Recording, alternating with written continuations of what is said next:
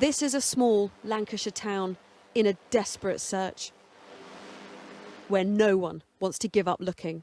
Tonight, search teams in the dark and rain responded to a community call-out.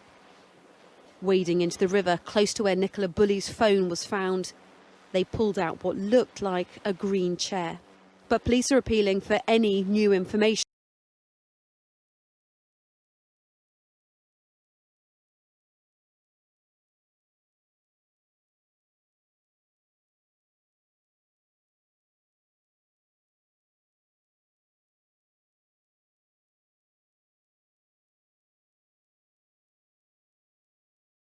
So there was quite a long time where she was being searched for. Absolutely, before you arrived. Yeah. And you were there for 3 days? I was there for 2 days of solid searching, long, solid days of searching. Interesting. Yeah. How does it work when you work alongside a police investigation? Do you have to operate under their instruction? It's their operation, so you work with them, and obviously I get given normally a lot of confidential information which never gets out to the media, obviously, because it's can be very sensitive, secretive information that you're brought in, indoctrinating into these inquiries, and it's key that that's kept out of the public eye. So were you given prior permission to dive if you were to find a target? For example, if you find a target at this point of the river, do you then need to take that information to the police and go, we've located something here, and then is it down to them to act upon that? Absolutely, that's the protocol you'd always follow. So, you know, there's many documentaries been made about us and working alongside the police. You know, you find a weapon or find human remains, straight away you let the police officer know. And it's the same with a body.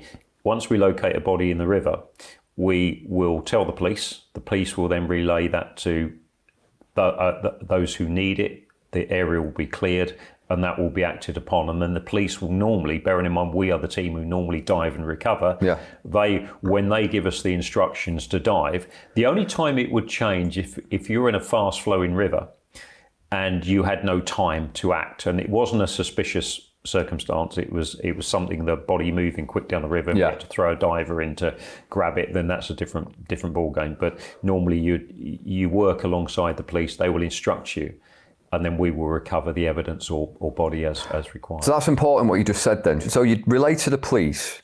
Now, would they then go in, or are you able to go in? We are called in as an underwater search team. So we would locate with a sonar or other methods, and then we would recover the evidence or the body for the police. Just to rewind a second, you would locate, relay to the police, and then normally be given permission to then go in yourselves. That's correct. But in this case, the Nicola Bulley case, you weren't able to go in, they would go in. Well, we could have done if we were instructed, but there was the Northwest Underwater Search Unit from the police, which is made up of 4 forces. So it's sort of North Wales, Cheshire, Greater Manchester, my neck of the woods, Cumbria. Yeah, so it covers 4 areas, 4 counties.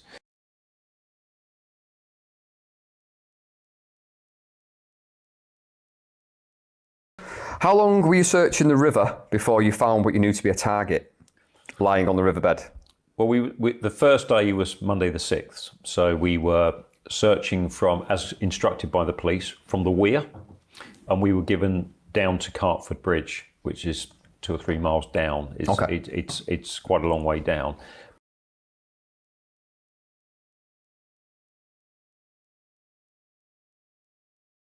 But that area was interesting. There was nothing seen on the bottom. It was crystal clear. The tide goes out.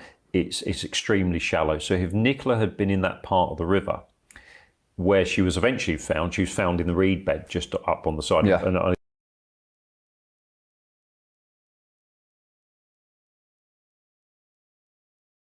again, I'll make it clear, that wasn't our remit to search the reeds. I'm focusing purely on a sonar in a screen, and we're focusing on the riverbed. That's the land search teams who do that, which we would normally potentially assist with, but on this case we didn't have, there was a small team. So are they tasked to walk along the bank looking down?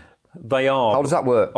They are, but I didn't see any search activity going on when I was up there at all. Along the riverbank. No, there was officers, local officers and PCSOs walking up and down a couple, but it was extremely quiet. I know the police divers were working further out towards the estuary. They were quite busy, but when we were there was no search activity going on whatsoever. Never saw anyone with beat sticks or anything. I think it had already been done, and I think they were probably waiting for Nicola to pop up somewhere. What, like, as in pop up? Yeah. Float up, like?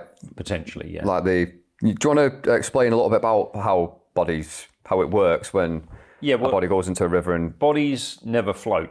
They always go to the bottom if they drowned. So what you've got to look at is once someone drowns, all our statistics, and it's known worldwide, everybody. So on average, we deal with about 10 drowning victims every summer and a number of suicides each year. We always find them if they go in a lake, they're always where they go down. If they're in a river, they'll be nearby as well. The only time that will change is if it's a raging torrent. Some people think that the coat she had on actually would act as a buoyancy aid. That doesn't seem right to me, because that's a big coat that surely would fill up with water. So Nicola had jeans on, she had a heavy coat. That coat would have flooded. Now, if she had fallen in, she may have struggled for some time to float. So she could have paddled, trying to gasp and trying to keep herself afloat with this heavy coat on. And then eventually she would have gone down.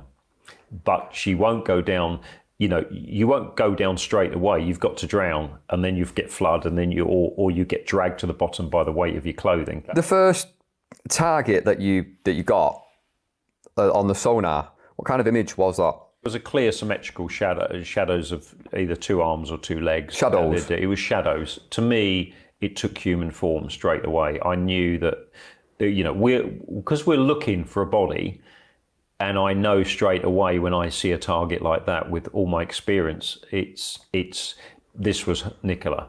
And that's why straight away that I located it. We rescanned it quickly again. I got exactly the same target. And then I contacted. So you rescanned it again, and you got another image. What you try to do is you do what they call Union Jack. You go across one way, across the other. But we didn't do. I didn't need to do a Union Jack. I just done a couple of images of it, and I immediately contacted the police search advisor. So just to clarify, what day and date and time was your first target observed? Well, the first and only target was, the target we identified was Tuesday the 7th. Of February 2023.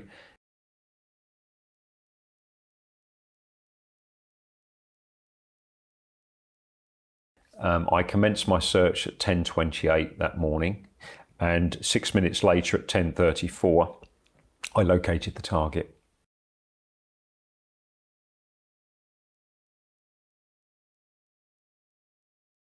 So where you were searching on day 2, which was this was the area that you wanted to search on day 1. That's correct. So you would have made that discovery after 6 minutes of arriving on the scene. Yes, overall. That's correct. It's very interesting.